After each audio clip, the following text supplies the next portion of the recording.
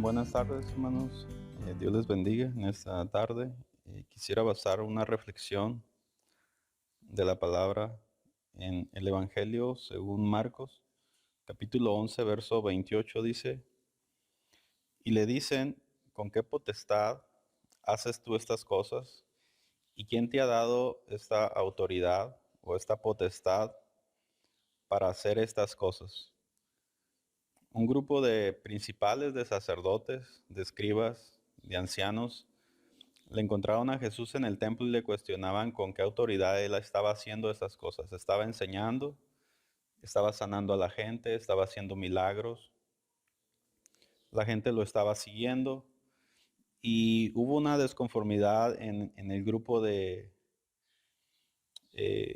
clérigos ahí en el templo, en el que los sacerdotes y los escribas y los ancianos van y le preguntan a Jesús, ¿con qué autoridad estás haciendo estas cosas? Ellos deseaban saber de dónde venía esa autoridad porque ellos no se la habían dado a Jesús y mucho menos ellos tampoco la tenían.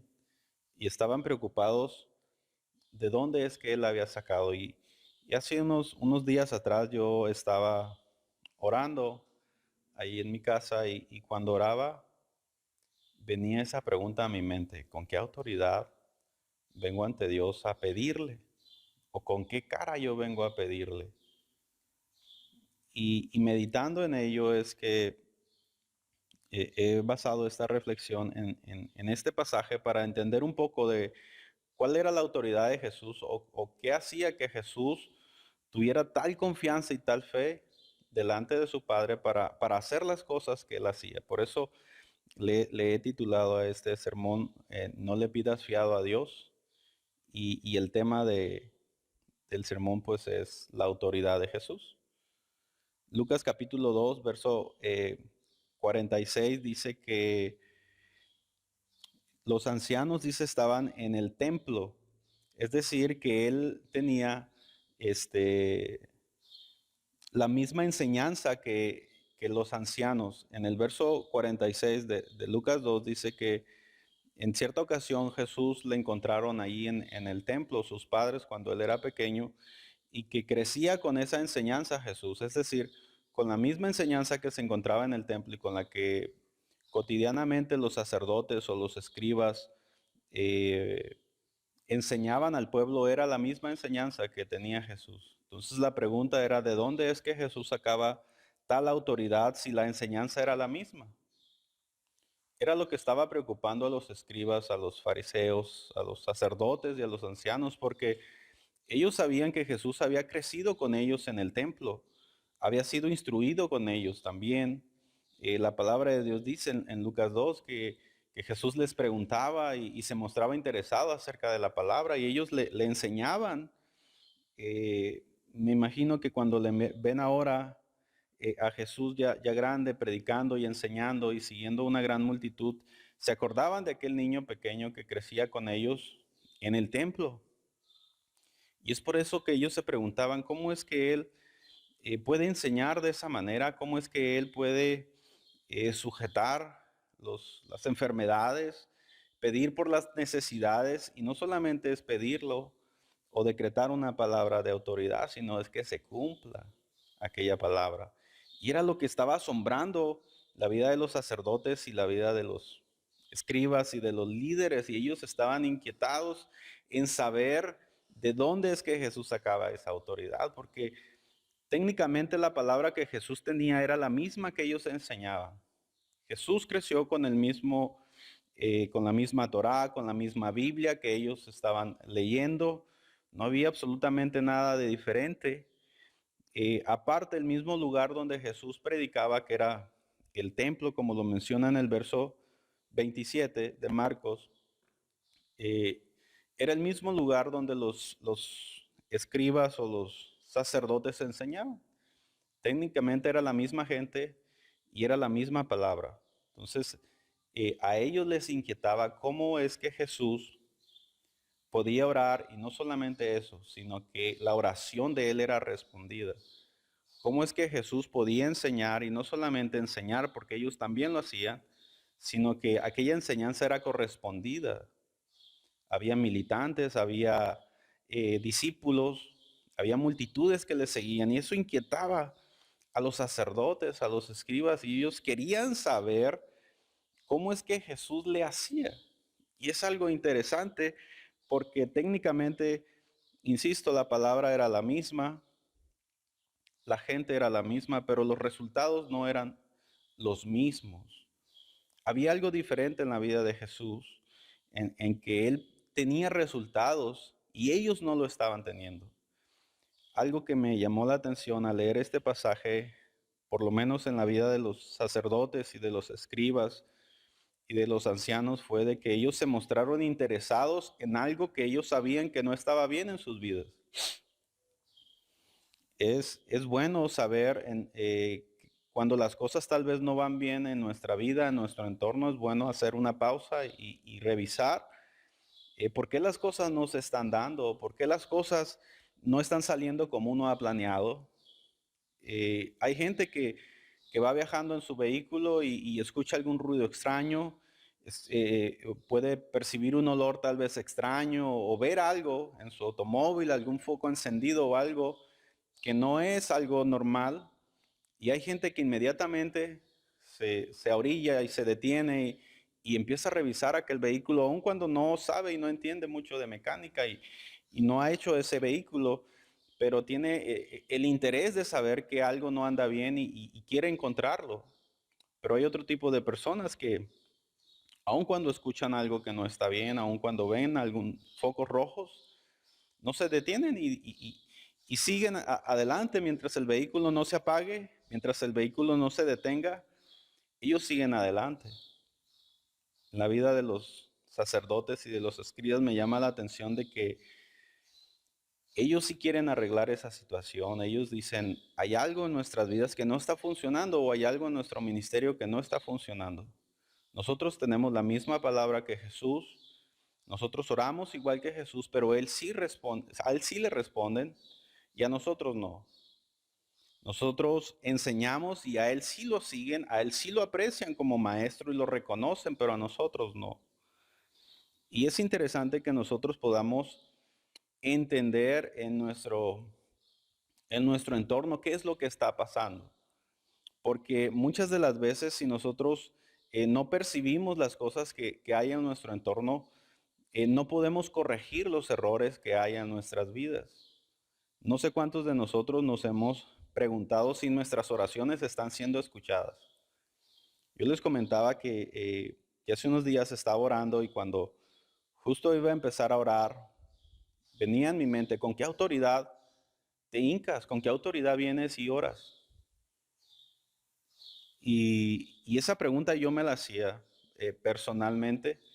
Y yo creo que es un tiempo en el que muchas personas, miles de personas en todos los hogares, en todo lugar, en estos momentos están orando, están doblando sus rodillas por toda la situación que se está viviendo en el mundo, estamos viviendo. Y hay mucha gente que ahora ha tocado que clamemos, que pidamos a Dios, que oremos a Dios, pero la pregunta es, ¿con qué autoridad iremos ante Dios? ¿Quiénes somos nosotros para ir delante de Dios y poder hablarle a Dios, para que Dios cambie algo en nuestras vidas, para que Dios nos abogue, para que Dios nos ayude? Y sobre eso quisiera que meditáramos. Tal vez en estos momentos ya son tiempos pues muy avanzados. Ningún ejército o ninguna nación más bien prepara un ejército en tiempos de guerra. Mas sin embargo, cuando llegan las guerras a todas las naciones, les dejo una experiencia de lo valioso, de lo necesario que son los ejércitos y las armas. Y después de que ha pasado la guerra, cualquier nación se adiestra en las armas, se prepara, se militariza. Yo creo que hoy en día lo que estamos viviendo en el mundo o en el país es algo inédito, algo que nunca había pasado y que no sé si vuelva a pasar. Y esto a nosotros nos ha traído a reflexión, a que podamos nosotros preguntarnos ahora, ¿con qué autoridad ahora podemos ir con Dios y pedirle, Señor, ayúdame en esta enfermedad que tengo?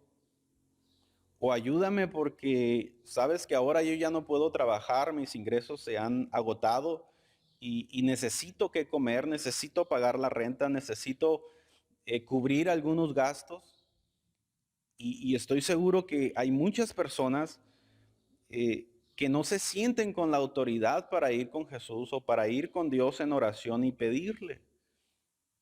Como esta pregunta que tal vez hacían los sacerdotes, hacían los escribas y los ancianos, tal vez ellos se habían hecho esa pregunta en algún momento de su vida, tal vez meditando y haciendo el análisis de que ellos ya estaban en una edad avanzada y nunca habían tenido tal vez tantos seguidores como los tuvo Jesús.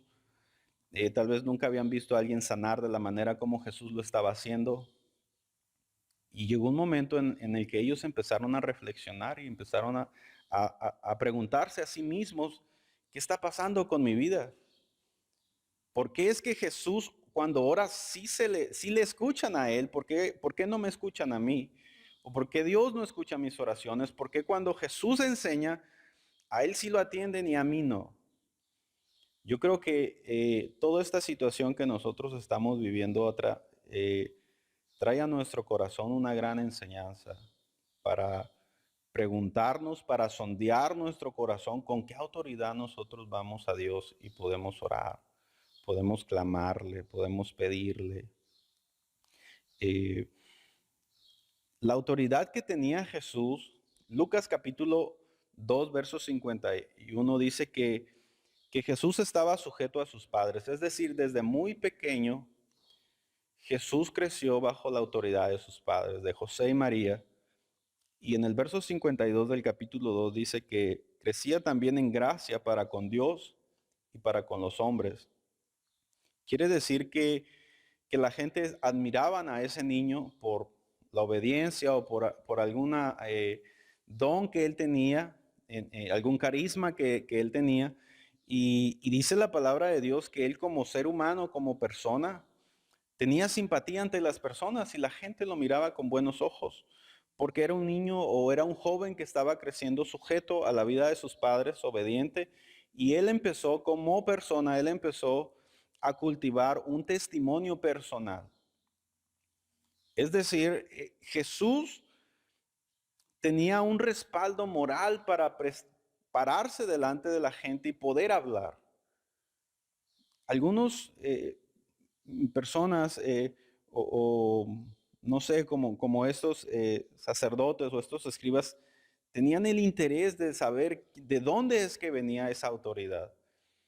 La autoridad para dar la enseñanza, la autoridad para compartir la palabra era una autoridad que él se había gestado con el paso de los años como una persona sin tacha, una persona recta ante los ojos de Dios y ante las personas. Él tenía mucha autoridad moral para presentarse delante de la gente y poder enseñarles. En cambio, en el capítulo 23 de Mateo se habla de los escribas, de los fariseos, de los sacerdotes, de toda esa gama eclesiástica que rodeaba la ciudad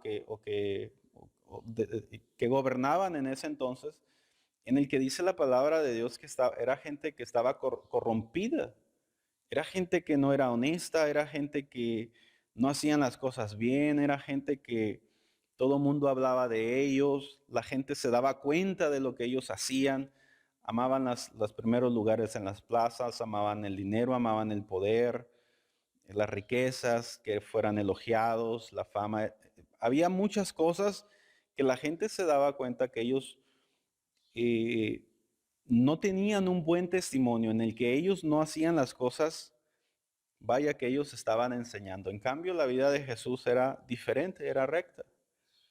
Cuando Jesús empieza a sanar a la gente y Jesús empieza a expulsar los demonios y empieza a hacer milagros y empieza a obrar maravillas, era una autoridad que el Padre le había entregado a Jesús. Es decir, por la comunión que tenía Jesús con el Padre, por esa comunión que Jesús o esa santidad que él practicaba con el Padre, esa consagración que Jesús tenía como persona, Dice la palabra de Dios que el Espíritu Santo estaba con él y su padre le respaldaba, su padre le ayudaba. Pero con respecto a la palabra, se necesitaba una autoridad moral.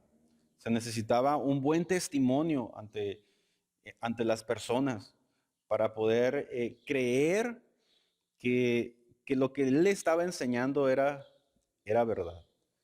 Las palabras de los principales sacerdotes y de los ancianos parecían no tener la fuerza de esa palabra que ellos daban. Eh, los electricistas manejan algunos términos con respecto a la electricidad en voltios y en watts, que tal vez hemos escuchado. Por ahí no sé mucho de electricidad, pero con respecto al voltaje, en cuanto a la electricidad, dice que es la presión o la fuerza que se le aplica a una carga eléctrica. Es decir, que el voltaje en la electricidad es la fuerza de la electricidad y los watts es la cantidad de energía que puede conducir un cable. Es decir, que una gran cantidad de watts, pero con bajo voltaje, tal vez no es un peligro grande porque no tiene una fuerza tan grande. Pero una pequeña cantidad de watts con un alto voltaje puede ser muy peligroso porque tiene una fuerza muy grande. Es como un pequeño arroyo pequeño, puede ir una gran cantidad de agua, pero si no tiene una suficiente fuerza no representa ningún peligro. O puede que haya un pequeño conducto de agua, pero haya una gran fuerza, puede ser algo muy peligroso. Incluso hay máquinas diseñadas por el hombre en el que a un pequeño chorro de agua, una pequeña cantidad de agua, le aplican una fuerza inmensa, una fuerza de muchas libras de presión. Y esa pequeña cantidad de agua puede partir un metal en dos, un grueso metal en dos, puede partir la roca, el más duro granito, con mucha facilidad, porque tiene una gran fuerza, aunque sea una pequeña cantidad de agua. Los sacerdotes se preguntaban por qué sus palabras no tenían la fuerza que tenían las palabras de Jesús. Y lo interesante aquí es que los sacerdotes se mostraban interesados en tener esa fuerza. No sé si tú te has preguntado hasta este momento si tus palabras y tus oraciones tienen la suficiente fuerza para llegar con Dios. No sé si hasta este momento tú te has preguntado si tus oraciones están siendo escuchadas por Dios. Si en algún momento de tu vida tú te has postrado y has orado y le has pedido a Dios y tus oraciones realmente son respondidas. Yo creo que este es un tiempo muy interesante para nuestras vidas en que tenemos que notarlo. Tenemos que voltear a nuestro alrededor y darnos cuenta de lo que estamos pidiendo en oración y lo que le estamos rogando a Dios y si realmente Dios está haciendo algo por nosotros.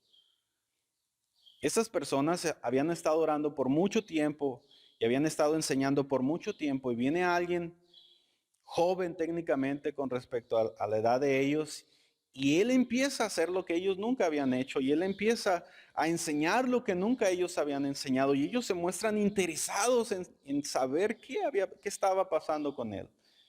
Yo creo que este es un tiempo en el que debemos de interesarnos en qué ha pasado con nuestras oraciones, qué ha pasado con lo que nosotros hemos enseñado. Porque el preguntarnos, el mostrar un interés en lo que está pasando o ha pasado en nuestro entorno nos ayudará a corregir errores, nos ayudará a recapacitar si las cosas no han estado bien para que nosotros podamos corregir nuestro caminar. Jesús les dice aquí en Marcos capítulo 11, verso 26, les dice, porque si vosotros no perdonáis tampoco vuestro Padre que está en los cielos, os perdonará vuestras ofensas. Y dice esta ley, dice que si nosotros no perdonamos, tampoco nuestro Padre que está en los cielos nos perdonará nuestras ofensas. Y es una ley. Marcos capítulo 8, verso 38 dice que si alguien se avergonzare de él delante de los hombres, él se va a avergonzar delante de su Padre cuando él venga en gloria. Y esa es otra ley. Es decir, que si nosotros no escuchamos a Dios cuando Él habla, Él dice que Él tampoco nos escuchará cuando nosotros clamemos. Cuando estos sacerdotes y estos escribas y estos ancianos se preguntaban y decían, ¿por qué Dios no nos escucha cuando oramos? ¿Por qué Dios no nos escucha? ¿Por qué nuestras palabras no tienen fuerza cuando nosotros enseñamos? Y les digo, es algo, era algo bueno en la vida de ellos porque por lo menos mostraban un interés en querer corregir algo que ellos sabían que no estaba bien. Yo creo que este es un tiempo en el que nosotros podemos preguntarnos si nuestras oraciones están siendo escuchadas o no. Creo que tú eres la persona más indicada para saber si tus oraciones son escuchadas o no. Si tus oraciones pasan el techo de tu habitación, el techo de tu casa, y pueden llegar a la presencia de Dios y son respondidas. Y si no están siendo respondidas, si no están siendo escuchadas, es un tiempo correcto de que preguntemos por qué no están siendo escuchadas. ¿Qué es lo que está pasando en nuestra vida? ¿Por qué Dios tal vez no nos esté escuchando? Tal vez Dios no te esté escuchando. Y es un tiempo en el que uno puede reflexionar y escuchar a Dios. Te voy a contar una experiencia muy personal. Siendo yo un niño viviendo en San Juanico, un pequeño pueblo, y pues era un pueblo sigue siendo un pueblo muy pequeño, y técnicamente cerca de mi casa estaba el monte ya, las chollas y demás. Entonces era muy común que nosotros jugáramos pues en las periferias ahí del pueblo y nos adentráramos hacia el monte. Y regularmente nos juntábamos con nuestros primos y siempre andábamos ahí en una bolita de niños y como urdiendo, ¿no? ¿Qué hacer? Y en una de esas ocasiones, una tarde, yo recuerdo, nos fuimos fuera del pueblo y nos fuimos por un camino y nos fuimos jugando. Y cuando llegamos a cierto lugar vimos que había muchas botellas y nos llamó la atención esas botellas, así es que empezamos a romper las botellas. No sé por qué, pero a todos los niños les gusta romper cosas. Así es que a nosotros nos empezó a gustar mucho romper las botellas y empezamos a romper esas botellas unas con otras, a lanzarles roca. El caso es que no sé en qué momento empezamos a arrojar las botellas al camino y también las empezamos a romper en el camino. Y yo recuerdo que en esa ocasión yo iba a tomar una botella del piso, del suelo, y otro de mis primos lanzó otra botella sobre esa misma y justo cuando yo le iba a tomar explotaron las dos botellas y me corta mi dedo índice en la parte de arriba, que es una cicatriz que hasta la fecha tengo bastante grande. Y pues una consecuencia de nuestras travesuras. Pero lo interesante fue que cuando estábamos en el camino con los vidrios rotos y todo eso, venía un carro de un señor de ahí de San Juanico. Entonces cuando lo vemos todos corremos hacia el monte a escondernos inmediatamente, porque todos sabíamos que si él iba con nuestros padres, nos esperaba una buena cintariza. Y, y corrimos a escondernos, pero todos cuando corrimos a escondernos vimos la cara del hombre, la cara de la persona. Y él nos gritó, no recuerdo qué nos gritó, yo pienso que regañándonos o haciendo algo al respecto, así es que corrimos.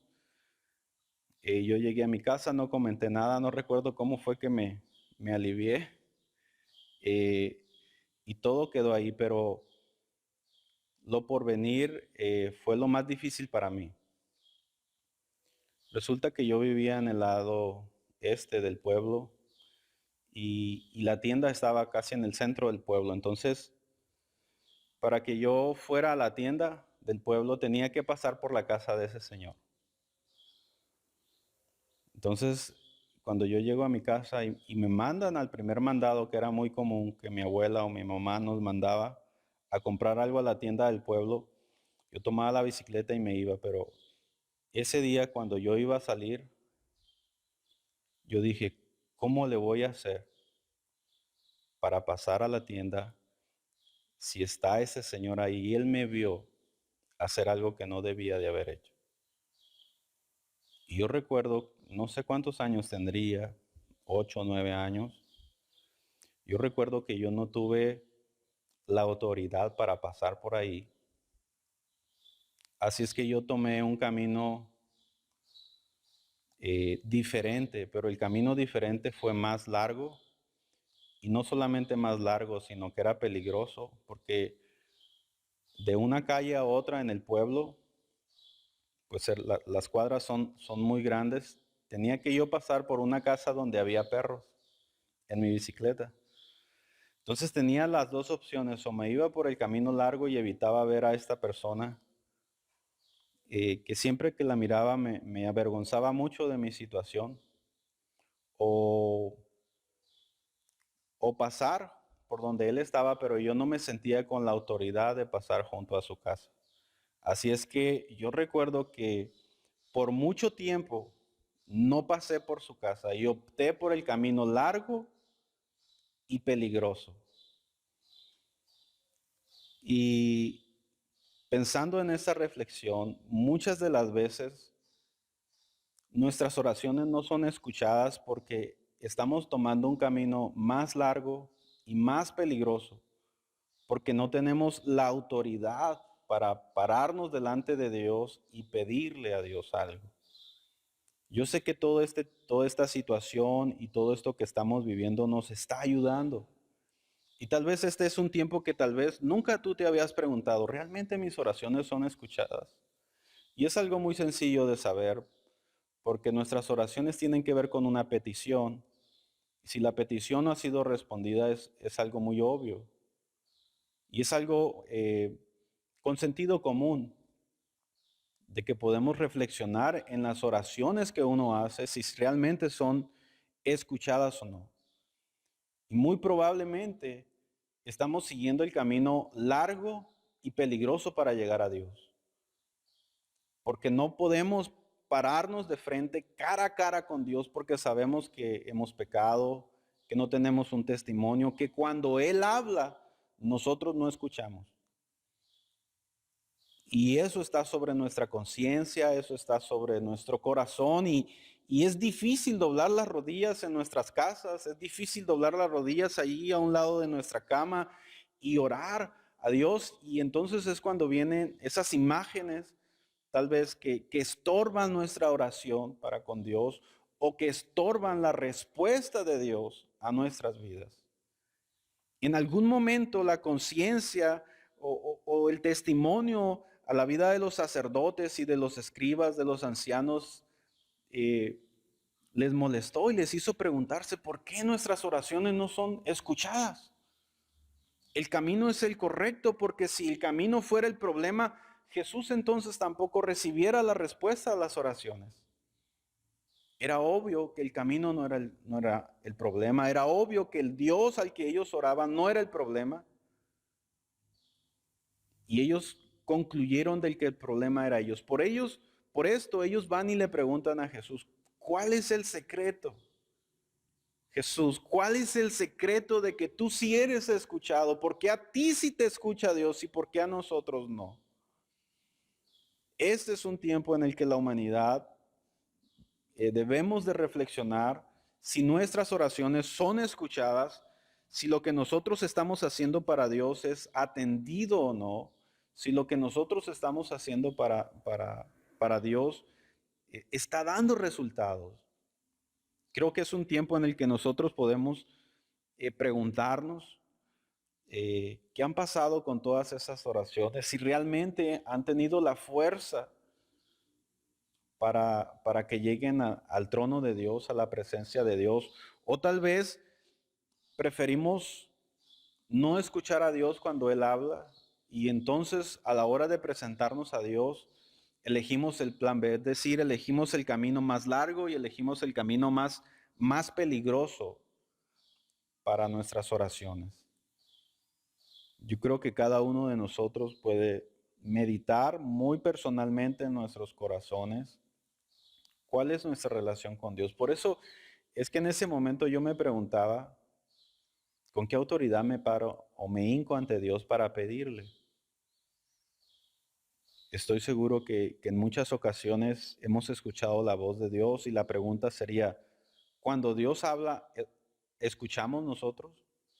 Cuando Él nos sugiere algo, ¿somos obedientes nosotros?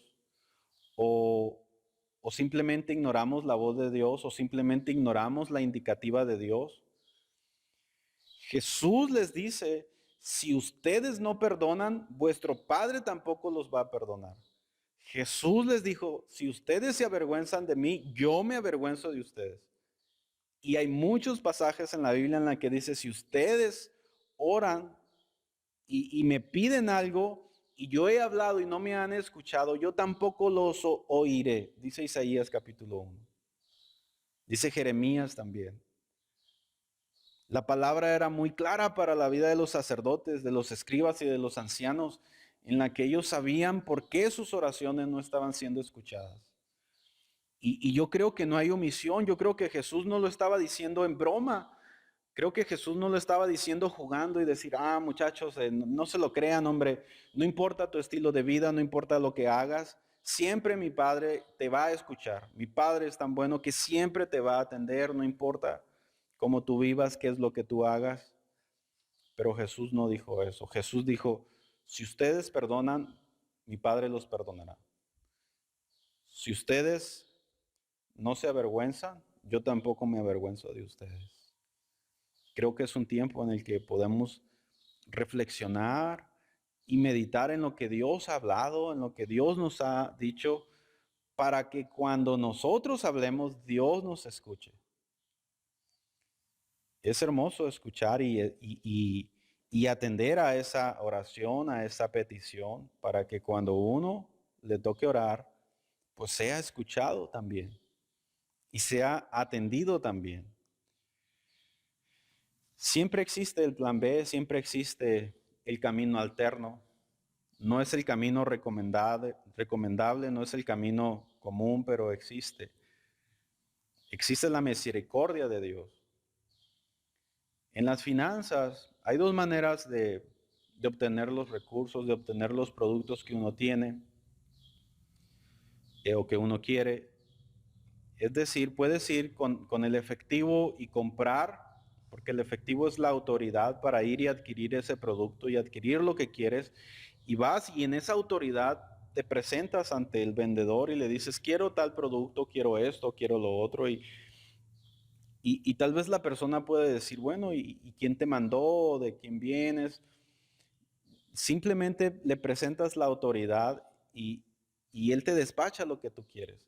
Pero cuando no llevas la autoridad, es decir, no tienes la fuerza para solicitar lo que tú necesitas, entonces quedas a expensas del vendedor y tienes que pedir un crédito, tienes que pedir, como comúnmente se dice, fiado.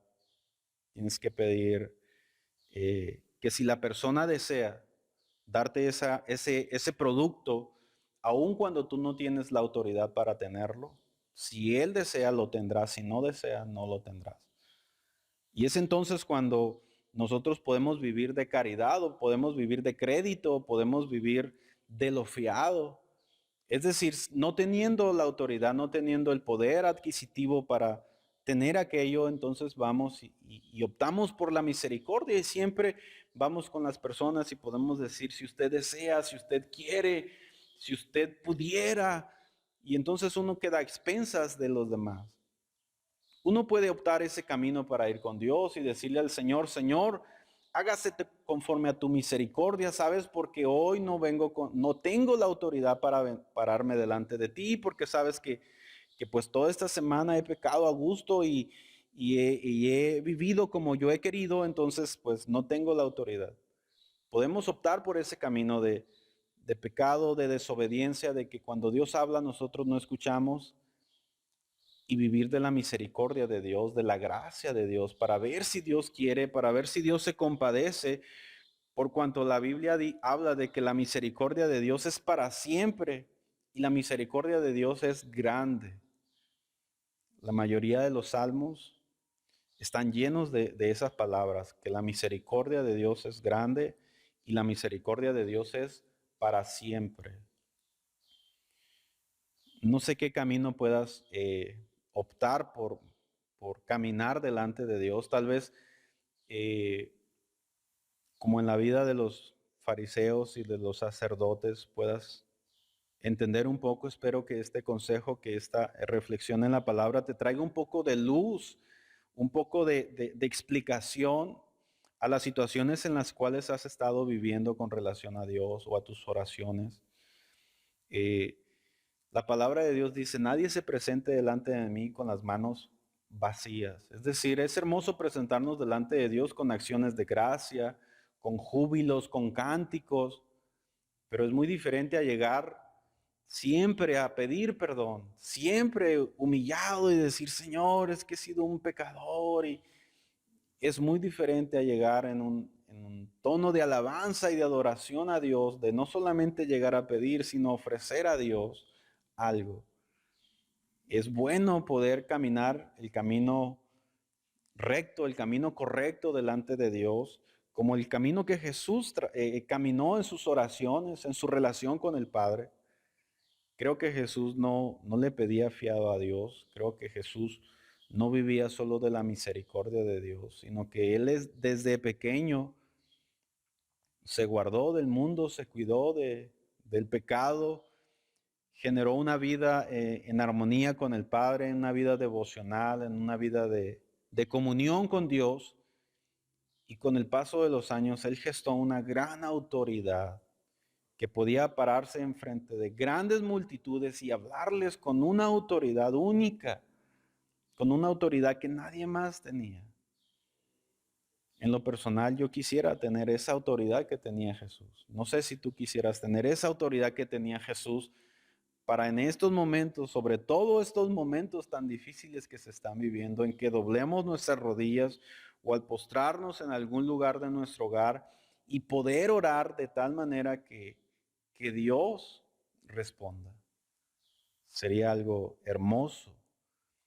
Espero que esta reflexión nos ayude a limpiar el camino. Dice Pedro que nuestras oraciones pueden tener estorbos, pueden tener obstáculos, que tal vez los conductos por los cuales nos conducimos a Dios a lo mejor no son los más limpios, los correctos para poder recibir esas respuestas a nuestras oraciones. Mi intención es de que en este momento, que en esta etapa de tu vida hagas un alto y mires a tu alrededor si las oraciones están siendo respondidas. ¿Qué está pasando con nuestra vida espiritual? Si realmente esas cosas que Dios ha provisto para nosotros están a nuestro alrededor. Y si no, es un buen tiempo para reflexionar y corregir el camino e ir con el Padre y decir, Señor, ayúdame. Ayúdame a corregir, ayúdame a limpiar mi lugar, ayúdame a limpiar el trono, que no haya estorbos a mis oraciones, que no haya estorbo a lo que yo vaya a hacer para contigo. Que yo tenga el camino amplio y limpio para poder ir ante tu presencia.